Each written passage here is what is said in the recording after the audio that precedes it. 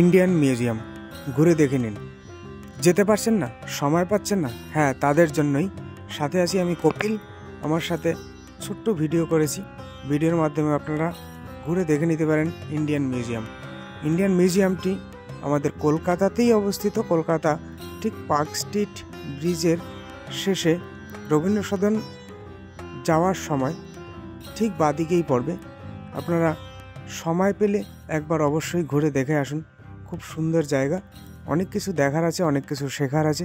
যারা পড়াশোনা করছে, যাদের ছোট বাচ্চা আছে, অবশ্যই বলবো তাদেরকে নিয়ে একবার ঘুরে দেখিয়ে আনুন। পড়াশোনার যেমন কোনো বয়স নেই, তেমনই দেখারও কোনো শেষ নেই। সবাই দেখে আসুন, সামনে গিয়ে তবেই ভালো লাগবে। ভিডিও করা সবার উৎসাহ দেওয়ার জন্য, যারা জানেন না তাদের জানানোর জন্য। কলকাতায় এত সুন্দর সুন্দর কিছু দর্শনীয় জায়গা আছে যেগুলো একদম পাশাপাশি এরিয়ার ভিতরে পড়ে। আপনারা এখানে যদি যান ইন্ডিয়ান মিউজিয়ামে, তার পাশেই ভিক্টোরিয়া আছে, বিড়লা প্ল্যানেটেরিয়াম আছে, আরও বেশ কিছু জায়গা আছে, ময়দান আছে, খুব সুন্দর সুন্দর ঘোরার জায়গাগুলো আছে। আপনারা শুধু ঘোরা নয়, ঘুরতে গেলে কিছু শেখা যায়।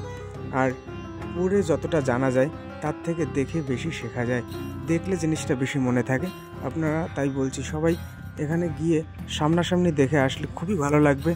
যারা আমার ভিডিও দেখেন সবাইকে অনুরোধ করব, ভিডিও করতে অনেক সময়ও লাগে, অনেক উৎসাহেরও দরকার আছে।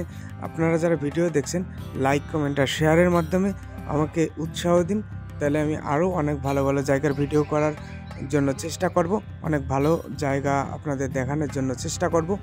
আর সঙ্গে সঙ্গে সবাইকে বলবো আমার চ্যানেলটি অবশ্যই সবাই সাবস্ক্রাইব করে রাখুন, যাতে আমার ভিডিও আসলে আপনারা সবার আগেই দেখতে পান।